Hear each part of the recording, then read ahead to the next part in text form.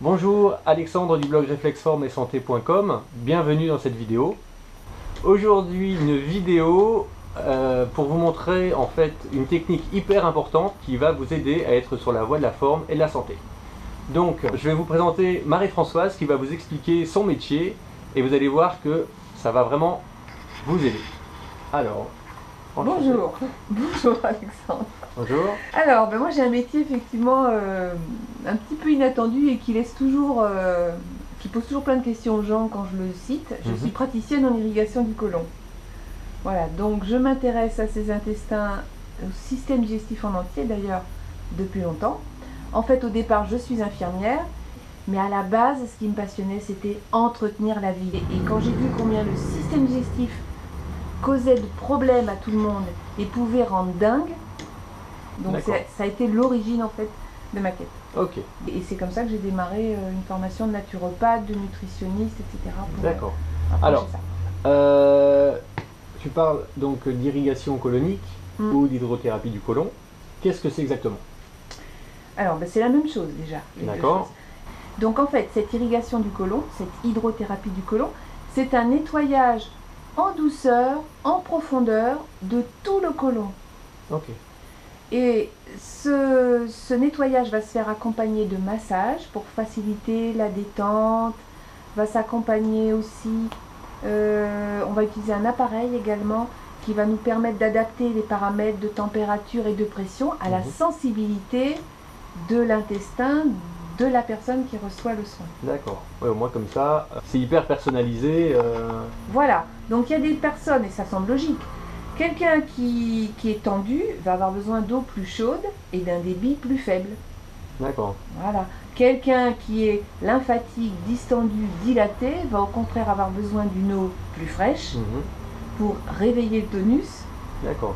Et stimuler la fonction digestive. Ok. Voilà, ça semble logique. Oui, tout à fait. Ouais. Encore fallait-il que un appareil nous permette de pouvoir faire ça. Voilà. Très bien. Concrètement, comment ça marche? Alors concrètement, on a donc une canule à double voie. D'accord. Qui permet à la fois l'introduction de l'eau pour la période du bain et quand on ressent le besoin de passer en évacuation avec la seconde voie de façon à rester allongé, détendu pendant toute la durée du soin. D'accord, ok. C'est un soin qui dure... 1 heure. 1 heure à peu près, d'accord. Voilà. Est-ce que c'est douloureux? Non, c'est pas douloureux. Ok. C'est pas douloureux parce qu'on travaille justement pour s'adapter à la sensibilité digestive de chacun. Par contre, l'eau rencontrera les inconforts ou les dysfonctionnements qui existent. Donc si on a tendance à avoir des spasmes, c'est fort possible que pendant la séance, même en allant doucement, il y a un moment où on ressente le spasme. Le but est de le dissiper.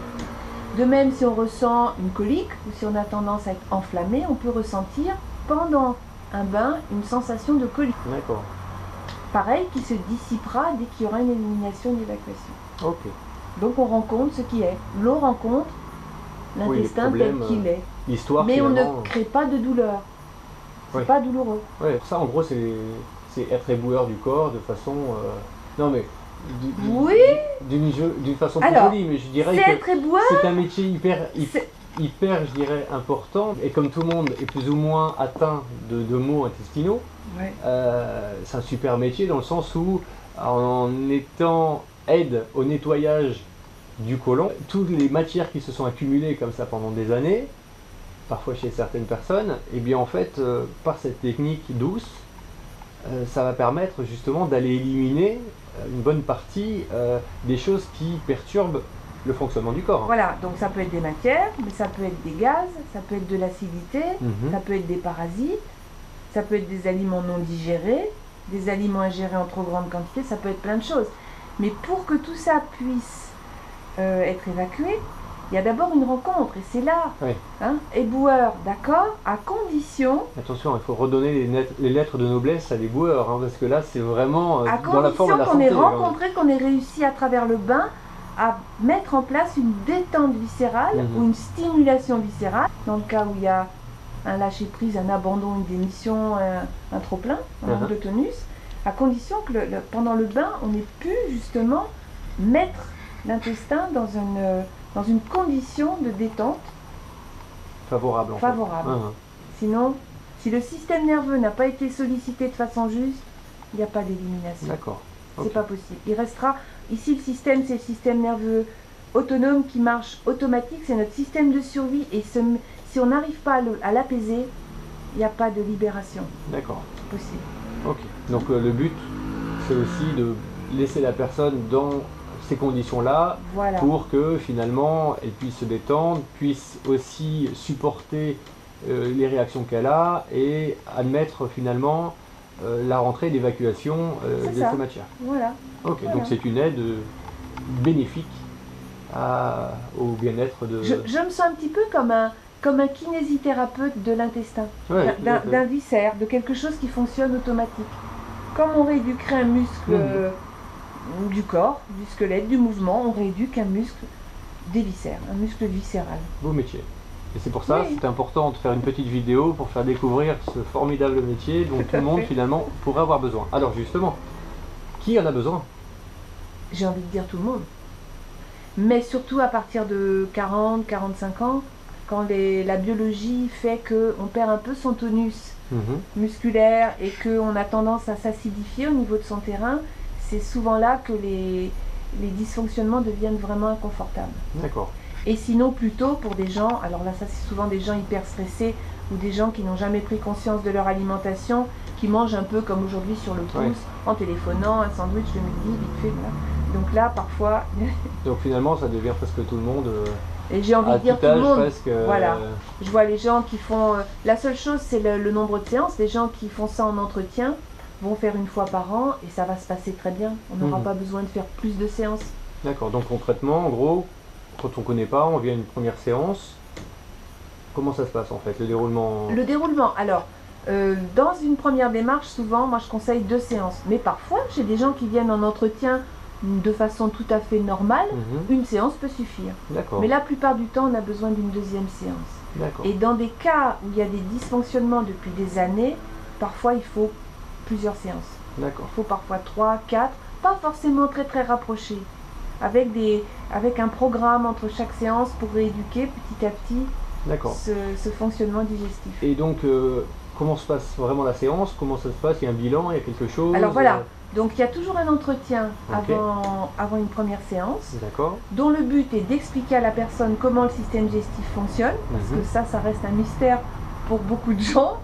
Ils y ont mal, mais ils ne savent pas trop bien comment ça marche.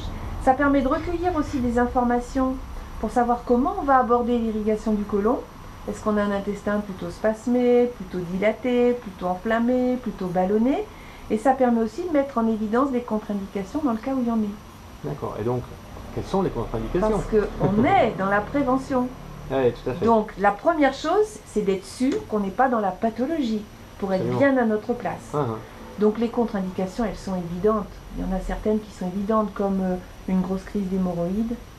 On ne va pas aller faire une irrigation. Une cirrhose du foie avancée. Du reste, je n'ai jamais vu personne souhaiter faire une irrigation. Une chirurgie récente. Bien sûr. On ne vient pas faire ça, voilà. On attend le temps de la cicatrisation. Surtout si c'est une chirurgie du digestif. Encore plus de temps. Tous les problèmes cardiaques ou d'hypertension, les problèmes cardiovasculaires qui ne sont pas équilibrés par un traitement. Les gens qui sont en crise inflammatoire aiguë, on ne fait pas non plus. Et les troubles du comportement alimentaire qui nécessitent une prise en charge, je pense à l'anorexie, à la boulimie, des choses où il y a vraiment besoin d'un soutien. L'irrigation ne peut pas suffire du tout à régler ça. Les grossesses, je ne fais plus d'irrigation aux femmes enceintes.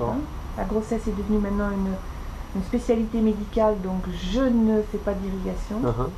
Ne serait-ce que parce qu'on sollicite le système nerveux. Oui, bien sûr. À la limite, on peut le faire avant, ça peut même énormément aider, mais voilà. Tout à fait, tout à fait. Je vais faire le point aussi sur une chose, c'est que, comme on l'a dit, c'est préventif. Voilà. Et que, en fait, on aide énormément la personne, justement, à assainir quelque part son système digestif, d'élimination. Le but ici est tout simplement d'aider le corps à mieux fonctionner, à être plus propre, à mieux assimiler aussi, et à mieux éjecter justement les matières.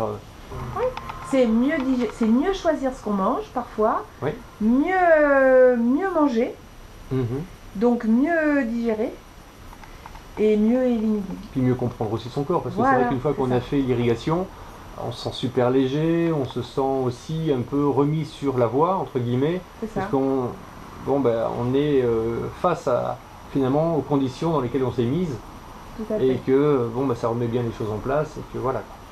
Et donc c'est vrai que les conseils alimentaires sont toujours un petit peu indissociables d'une technique comme ça. D'ailleurs, dans l'entretien, on voit les contre-indications, mais il y a toute une partie importante qui concerne aussi ce qu'on mange, comment on digère et comment on élimine. Oui, tout à fait. Parce que les conseils peuvent être variés d'une personne à l'autre. Certains ont du mal à choisir, à constituer leur assiette, d'autres ont du mal à digérer certains aliments, et Dieu sait si aujourd'hui, dans ce qu'on nous propose au niveau alimentaire, je crois d'ailleurs que sur votre blog vous en parlez, vous parlez entre autres du gluten, et c'est vrai des produits laitiers, et c'est vrai qu'aujourd'hui leur qualité est très, très agressive, très inflammatoire pour la partie digestive.